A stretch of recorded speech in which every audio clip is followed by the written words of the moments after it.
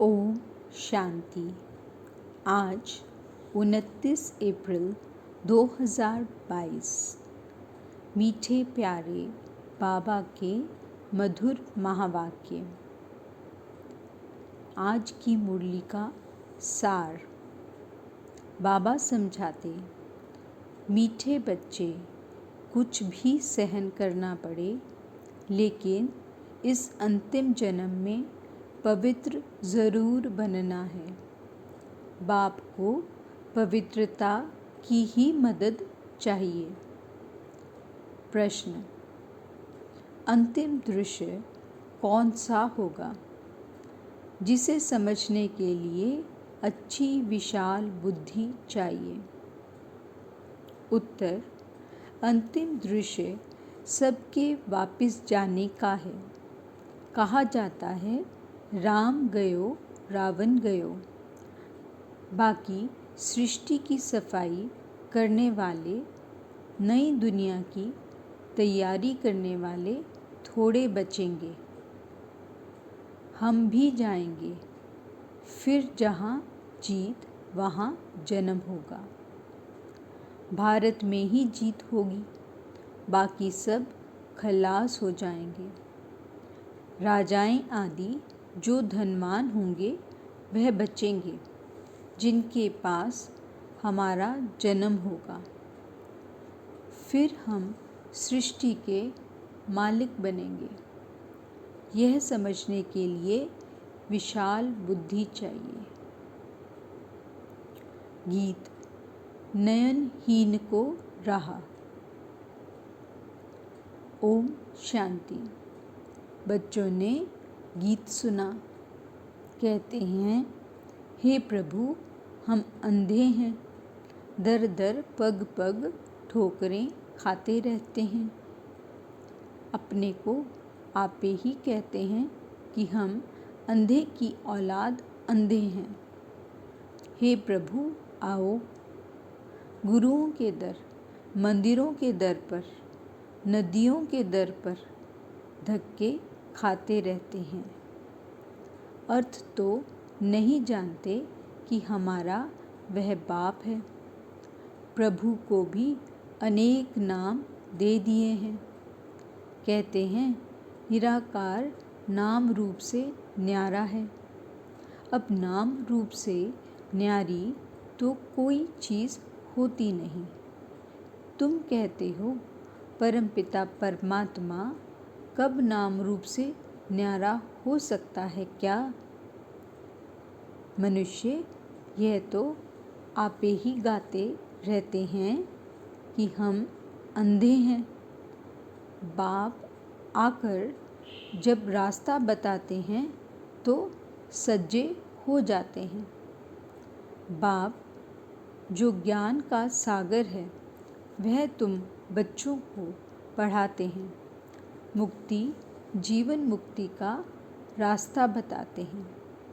और कोई भी साधु संत सन्यासी मुक्ति, जीवन मुक्ति का रास्ता नहीं बता सकते, तो उनको गुरु कैसे कह सकते? ड्रामा में उनका पाठ है। भारत को पवित्रता पर थमाना है। भल पवित्र तो रहते हैं, परंतु ज्ञान योग से नहीं पवित्र बनते। दवाई खाकर इंद्रियों को मुर्दा बना देते हैं।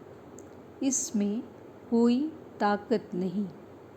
ताकत तो तब मिले जब गृहस्थ व्यवहार में रहते व स्त्री पुरुष दोनों स्वयंवर रच शादी कर फिर पवित्र रहें। उसको कहा जाता है बाल ब्रह्मचारी युगल। यहाँ भी बाप से बल मिलता है। परमपिता परमात्मा ही आकर पवित्र मार्ग स्थापन करते हैं।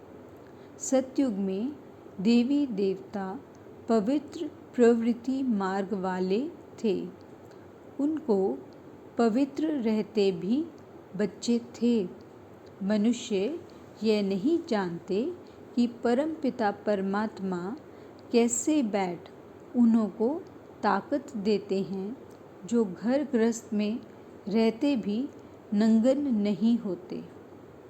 द्रौपदी ने पुकारा था कि यह दुशासन हमको नंगन करते हैं।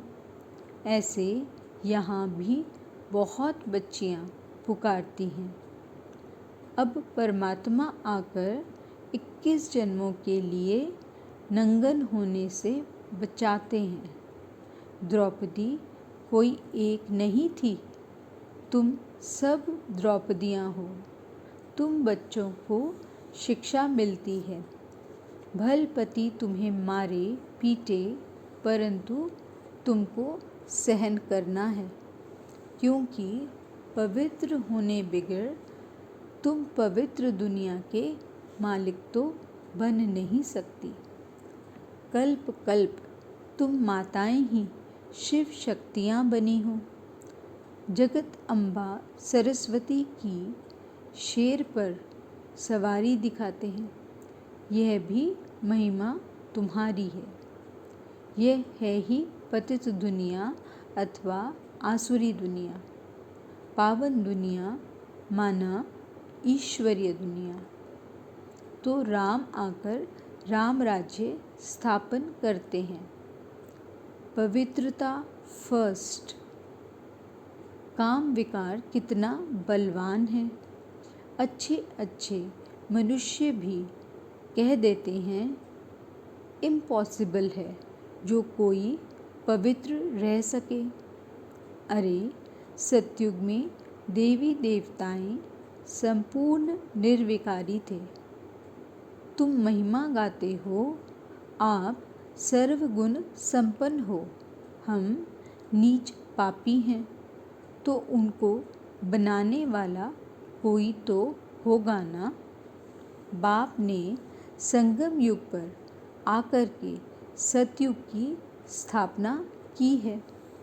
बाप ही आकर आसुरी दुनिया को दैवी दुनिया बनाते हैं। लोग तो पतित का अर्थ भी नहीं समझते हैं। अरे तुम पुकारते हो कि हम सब पतित हैं। हे पतित पावन आओ। भारत पवित्र था तो डबल सिरताज था। अब तुम हर एक की बायोग्राफी को भी जानते हो। अब तुम बाप के बने हो। तुमको गॉडफादर ही बुद्धि में याद आता है। वह बाप निराकार है, परम धाम में रहने वाले हैं। ऐसे बाप को बिल्कुल नहीं जानते। मनुष्य इस समय बहुत दुखी हैं। मौत का देखो कितना डर लगता है। अब बाप कहते हैं मौत सामने खड़ा है। पहले खून की नदियाँ बहेंगी, फिर दूध की नदियाँ बहेंगी। अब बाप तुमको विषय सागर से निकाल क्षीर सागर में ले जाते हैं।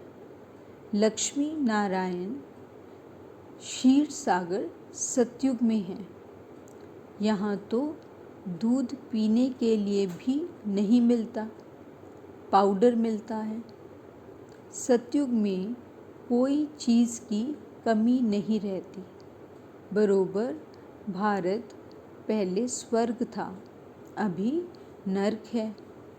एक दो को डसते रहते हैं। शक्ल भी मनुष्य की है, परंतु चलन गंदी है। एक दो में लड़ते झगड़ते रहते हैं।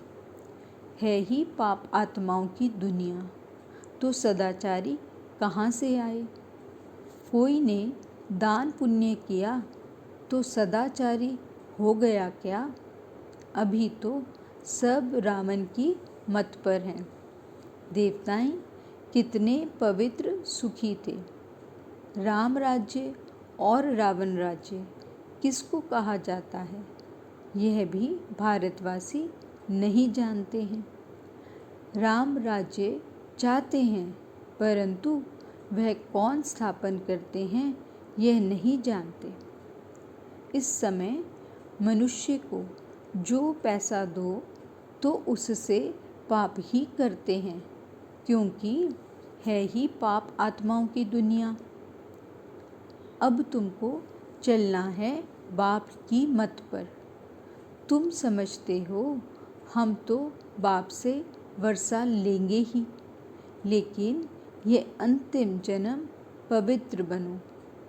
63 जन्म तुम विकार में गए हो, अब एक जन्म पवित्रता की मदद करो तो पवित्र रहना पड़ेगा। कृष्ण गोरा था, फिर कामचिता पर बैठने से अब श्याम बने हैं, फिर ज्ञानचिता पर बैठने से गोरा स्वर्ग का मालिक बनते हैं। तुम ही देवता थे, अब असुर बन गए हो। यह चक्र है, पूज्य सो फिर पुजारी। सन्यासी कह देते आत्मा सो परमात्मा, रात दिन का फर्क हो गया। ड्रामा अनुसार सबको गिरना ही है। अब तुमको गुरुओं का गुरु, पतियों का पति, बेहद का बाप मिला है, तो उनकी श्रीमत पर चलना है। परमपिता परमात्मा को तो मानते हो ना, शिव जयंती भी मनाते हैं, परंतु समझते नहीं तो शिव बाबा ने क्या आकर किया, कैसे किया। सोमनाथ का इतना बड़ा मंदिर बनाया है, ज़रूर भारत में ही आए हैं। कैसे आया, क्या किया, कुछ भी बता नहीं सकते। यह भी परंपरा से चला आता है। गंगा का मेला, कुंभ का मेला कहते हैं, परंपरा से चला आता है। यह सब उल्टा बताते हैं। क्या सतयुग से ही दुनिया पतित थी? जो कुछ बताते हैं अर्थ कुछ भी नहीं समझते। इसको भक्ति मार्ग कहा जाता है। क्राइस्ट आया, फिर कब आएगा कोई को पता ही नहीं है। प्रदर्शनी में तुम हजारों को समझाते हो, फिर भी कोटों में कोई निकलता है। अभी तुम बेहद के बाप से बेहद का वर्षा पाते हो। तुम जानते हो अभी दुनिया बदल रही है। तुम कहते हो कि हम सन्यासियों को भी पवित्र रहकर दिखाएंगे। आगे चलकर वे लोग भी मानेंगे कि इन्हों को शिक्षा देने वाला परम पिता परमात्मा है। तुम सिर्फ यह सिद्ध कर बताओ कि बाप सर्वव्यापी नहीं है। गीता श्री कृष्ण ने नहीं गाई है तो उनकी एकदम आबरू चट हो जाए। यह सब पिछाड़ी में होगा। तुम बच्चे अभी समझते हो परमपिता परमात्मा हमारा बाप है। पहले सूक्ष्म वतन में ब्रह्मा विष्णु शंकर यह रचना रचते हैं। ब्रह्मा है प्रजापिता, ब्रह्मा ही ब्राह्मण पैदा करते हैं। ब्राह्मण वर्ण है सबसे ऊंचा। शिव बाबा के मुख वंशावली ब्राह्मण, वह हैं कुख वंशावली। बाप की श्रीमत पर चलने से तुम पावन बनने वाले हो। देहधारियों को भूल जाना है। मेहनत है ना। अभी नाटक पूरा होता है। जो भी एक्टर्स हैं सब चले जाएंगे, बाकी थोड़े रहेंगे। राम गयो रावण गयो, बाकी बचेंगे कौन? दोनों तरफ के थोड़े थोड़े ही बचेंगे, बाकी सब वापस चले जाएंगे। फिर मकान आदि बनाने वाले, सफाई करने वाले भी बचते हैं। समय चाहिए ना, हम भी चले जाएंगे। तुमको राजाई में जन्म मिलेगा।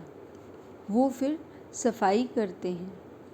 बाबा ने कहा है, जहाँ जीत वहाँ जन्म। भारत में ही जीत होगी, बाकी वह सब खलास हो जाएंगे। राजाएं आदि जो धनवान होंगे वह बचेंगे, जिनके पास तुम जन्म लेंगे। सारी सृष्टि का फिर तुमको मालिक बनना है।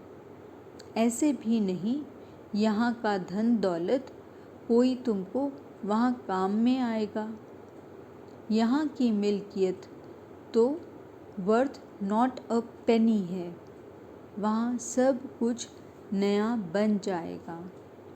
हीरे जवाहरों की खानियाँ भरपूर हो जाएंगी। नहीं तो महल कहाँ से बनेंगे? कितनी बुद्धि चाहिए समझने की। तुम बच्चे अभी डबल अहिंसक बनते हो। तुम जानते हो कि हम कोई भी हिंसा कर नहीं सकते। यहाँ तो डबल हिंसा है। सतयुग में हिंसा होती ही नहीं। उनको ही स्वर्ग कहा जाता है।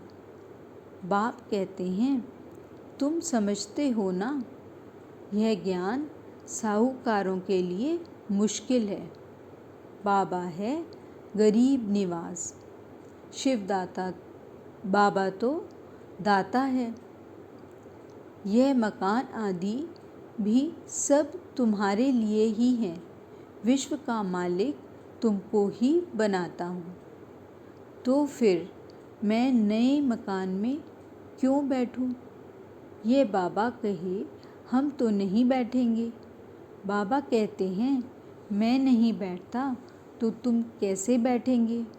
शिव बाबा कहते हैं, मैं अभोक्ता असोचता हूँ। अभोक्ता असोचता का अर्थ क्या है, यह भी तुम जानते हो।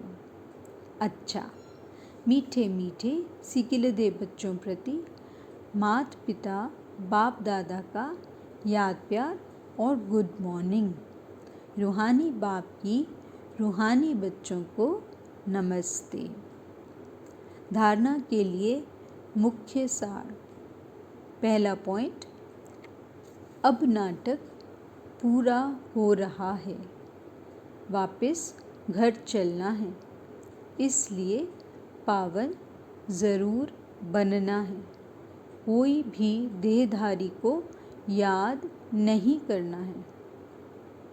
दूसरा पॉइंट, बाप से बल लेकर इस अंतिम जन्म में स्त्री पुरुष साथ रहते भी पवित्र बनकर दिखाना है।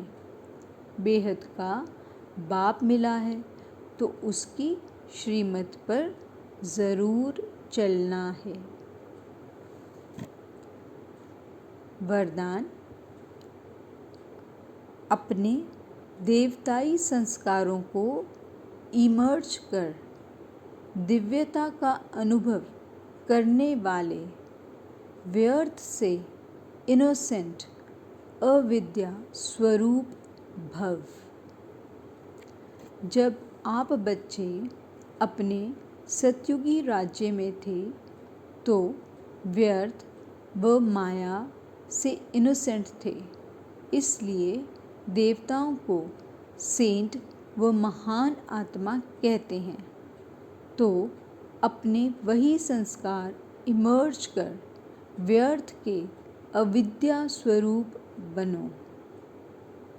समय, श्वास, बोल, कर्म सब में व्यर्थ की अविद्या अर्थात इनोसेंट। जब व्यर्थ की अविद्या होगी तब दिव्यता स्वतः और सहज अनुभव होगी। इसलिए यह नहीं सोचो कि पुरुषार्थ तो कर रहे हैं, लेकिन पुरुष बन इस रथ द्वारा कार्य कराओ।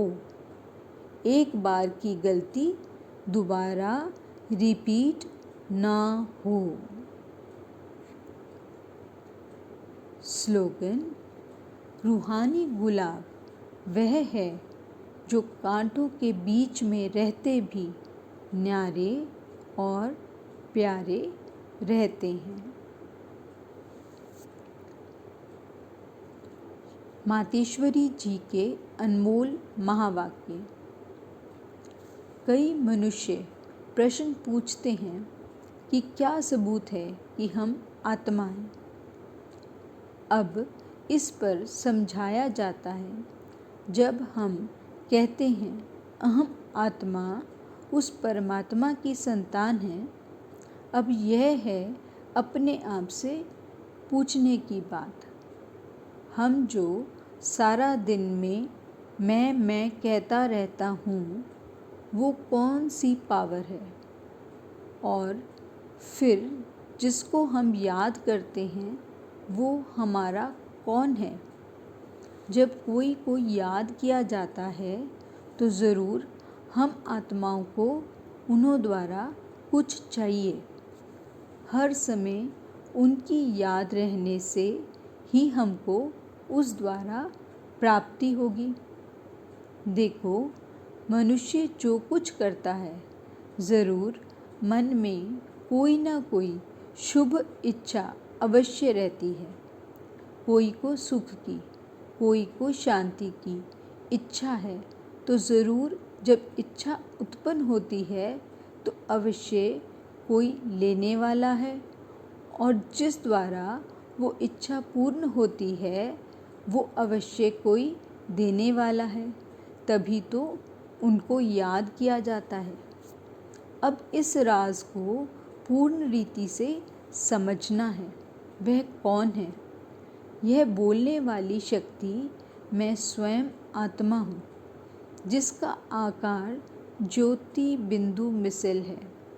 जब मनुष्य स्थूल शरीर छोड़ता है तो वो निकल जाती है। भल इन आँखों से नहीं दिखाई पड़ती है। अब इससे सिद्ध है कि उसका स्थूल आकार नहीं है, परंतु मनुष्य महसूस अवश्य करते हैं कि आत्मा निकल गई, तो हम उसको आत्मा ही कहेंगे। जो आत्मा ज्योति स्वरूप है, तो अवश्य उस आत्मा को पैदा करने वाला परमात्मा भी उसके ही रूप मुआफिक होगा। जो जैसा होगा उनकी पैदाइश भी वैसी होगी।